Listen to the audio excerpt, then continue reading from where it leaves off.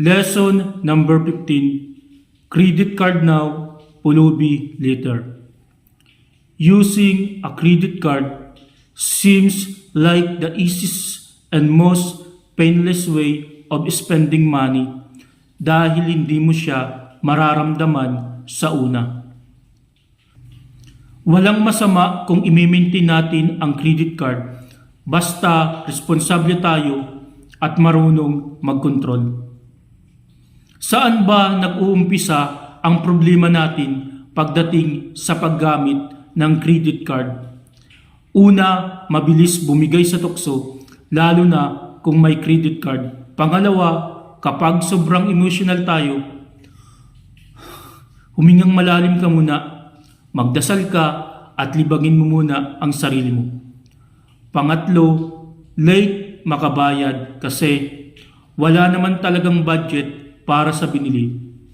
Meron pang utang sa iba kaya hindi nakabayad.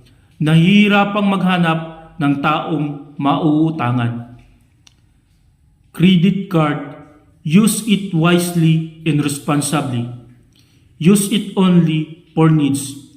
Use it only for convenience sake. Are you willing to make a change para makalabas ka na sa pagkakautang? Lesson number 16. Pagpapautang now, pulubi later.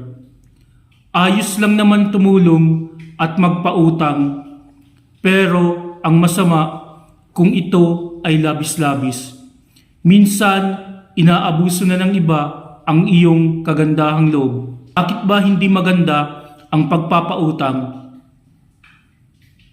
Una, walang open-ended terms. Ito yung sisimulan mo ang isang bagay pero walang kasiguraduhan kung kailan ito matatapos o magwawakas. Halimbawa, biglang nawala ng pera kaya next week na lang. Pangalawa, walang sense of urgency. Kapag hindi sila nagmamadali, nadidelay at nadidelay din ang bayad nila sa atin at most convenient time. Habang tayo ay nahihilo na sa kaiisip kung paano uli kikitain yung perang ipinahiram natin. Pangatlo, napakahirap o nakakahiyang maningil. Ayaw natin masigawan, baliktarin o mapahiya at some point kaya ang nangyari tuloy parang pinakawalan na rin natin ng tuluyan ang pera natin. Anong gagawin mo para makatulong sa ibang paraan nang hindi ikaw nagigipit?